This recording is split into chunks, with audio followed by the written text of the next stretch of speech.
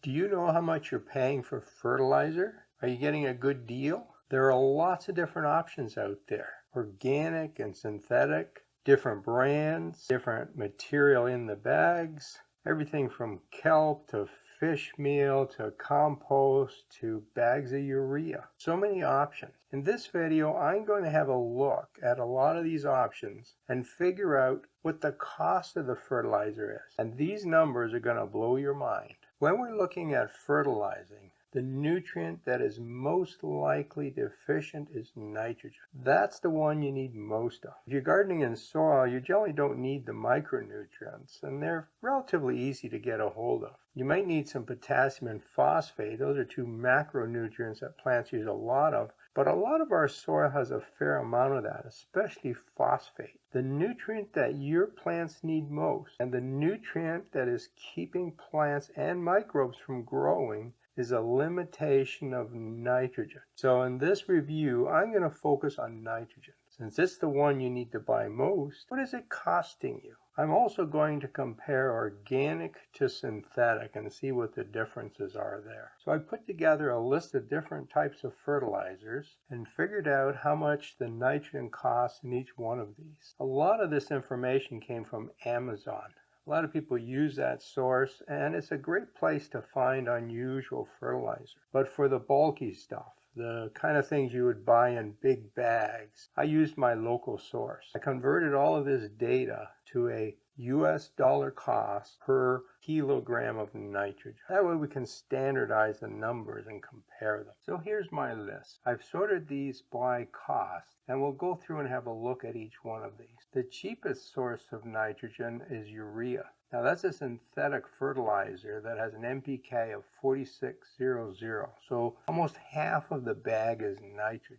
And that's why it's a good price. It's also available in larger bags. The second one on the list is Scott's Turf Builder. This is a common lawn fertilizer with an NPK of 3003. It also came in at a fairly good cost of only $9 per kilogram of nitrogen. Third on the list is Miracle-Gro. Now I like this product because it has an NPK of 24:8:16. That's the perfect ratio for plants, that 3:1:2 ratio. It's also water soluble, and it includes most of the micronutrients. So this is a great product for houseplants and raised beds where you're using a soilless mix. It's a little more expensive, comes in at $36 for each kilogram of nitrogen. Next on the list is composted manure. This is a very common product that people buy and apply to their gardens. The NPK was 0.5, 0.5, 0.5. And it comes in larger bags and is reasonably priced at $51 per kilogram nitrogen. There are lots of different composted manures, and you can certainly buy much more expensive manures. This particular one is a no-name brand, and it's at the lower end of the cost scale. The next one is Gaia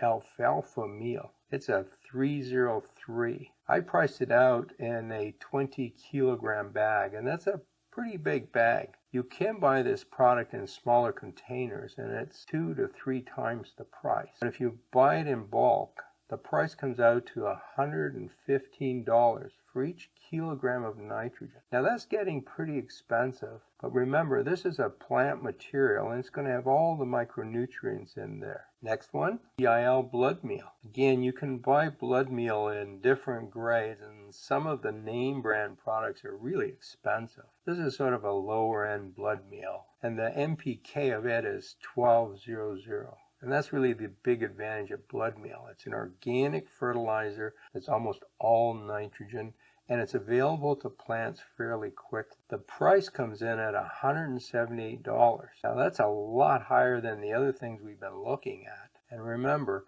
this is one of the cheaper blood meal. Next is Alaska Fish Emulsion. It has an NPK of 511. It's a 4 kilogram container. The price is pretty high for the nitrogen. Now personally, I would never use this product. Alaska Fish Emulsion is made from fish that are actually harvested in the ocean. So ships go out, collect these fish, bring them back to shore, process them, and then make fertilizer out of it. They're taking away the food that larger fish in the ocean need, and this makes no sense to me. If you're going to buy fish fertilizer, at least buy it from a company that's using fish leftovers. You know, all those guts and bones that we can't use for eating. Now, you might think $230 is expensive, but stick around. There are more expensive options. The next one on the list is Pure Life Vermicompost. NPK is 200. Now, this is a fairly small bag. It's only 1.2 kilograms, but the cost of the nitrogen in this is a whopping $865.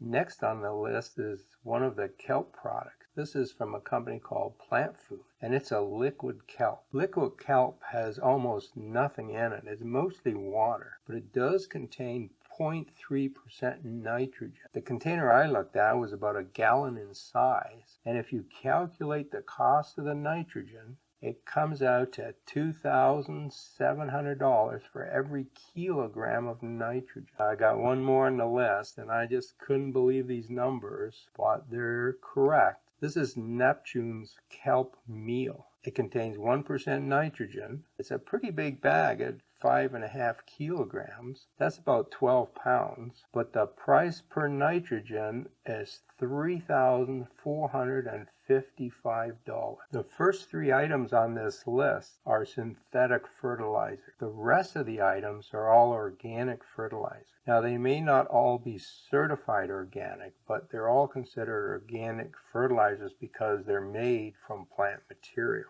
Even things like manure and vermicompost are made from plant material. After all, these things are just plants that have been partially digested through an animal. So how can you justify this wide range of pricing? Well, there are a lot of people, particularly in the organic movement, who feel that organic nutrients are so much better than synthetic nutrients. And that is a complete myth. The nutrients that come out of organic material, like compost and kelp and fish, they all get degraded until they get converted into ammonium and nitrate. Those are the exact same nutrients you get in a bag of synthetic fertilizer. Labs can't tell the difference, plants can't tell the difference, and microbes can't tell the difference. They're identical. And scientists have known this for 200 years. I don't know why the organic community is so confused about this point. The nitrogen that the plants get from every item on this list will be exactly the same. That doesn't mean that organic doesn't have some other benefit. But let's be clear on the nutrients. The nutrients, no matter what they are, all the micronutrients, the phosphates, the potassium, they're all identical from all these sources. Some people feel that the organic materials add something extra, and they're quite correct. The real benefit of these organic materials is that they add organic matter, the carbon. Synthetic fertilizers don't have any of that, but the organic fertilizers do. And that organic matter, that's critical for building soil health. It's critical for feeding microbes. If you're interested in long-term soil building, you need to use some of these organic materials. Now, the other claim benefit is that these organic materials have some magical property. And I've seen all kinds of claims for things like vermicompost and kelp and fish. For the most part, those are just claims by the manufacturers. There is very little science to suggest that there's other compounds in these mixtures that help plants grow. Let me give you just one example. A lot of manufacturers of kelp fertilizer will tell you that they contain cytokinins. This is a type of plant hormone. And they're right, these plants do contain those compounds. They go on to claim that these hormones will make plants grow better. But there's almost no evidence that if you add these to soil that the plants will even absorb them, let alone make the plants grow better. These hormones are important inside the plant. For example, the cytokinins will make grain seed grow larger. It gives you a bigger harvest. But at the same time, that same chemical affects root growth and keeps roots from growing. We don't yet know what happens when we apply this externally to the plant. One group of scientists looked at the effect of this hormone on fruit trees, and they came to this conclusion. It is clear that the effects of CKS, that's the cytokinins, affects fruit sap development, maturation, and ripening. But these effects are not necessarily generic, even for cultivars within the same species, illustrating the magnitude of yet unknown intricate biochemical and genetic mechanisms regulating these processes in different fruit crops. Now that's a fancy way of saying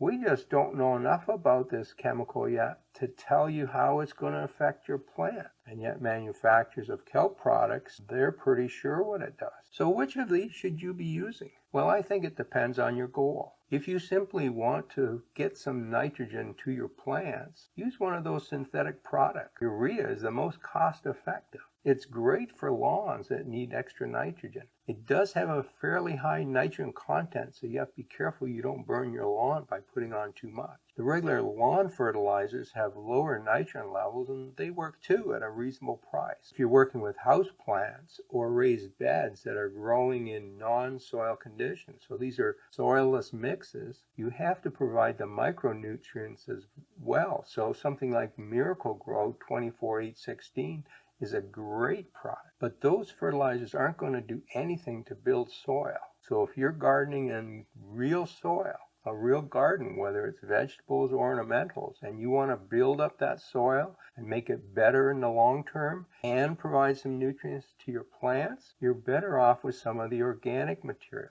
Your homemade compost is the best by far. But even if you have to buy composted manure or alfalfa meal, those are pretty good products. What about the other items on the list? Well, quite frankly, I wouldn't use them. Those prices are ridiculous. If I go out and buy vermicompost, which will work just fine for feeding my tomato plants, I'm going to grow tomatoes that are worth $10 a piece. That doesn't make any sense. Understand why you're fertilizing. Understand what you want to do in the garden and how you want to change that soil. If you're growing in real soil, in most cases you want to add some nitrogen today for plant growth and some organic matter for longer term soil development. The manures and composts are great for that. You've probably heard of humus, that black gold that's in our soil. All gardeners want it. If you have more of it in the soil, you have a better quality soil. Well, I have news for you. The latest science says humus doesn't actually exist, at least not in the garden. And if you want to learn more about humus, have a look at this video right here.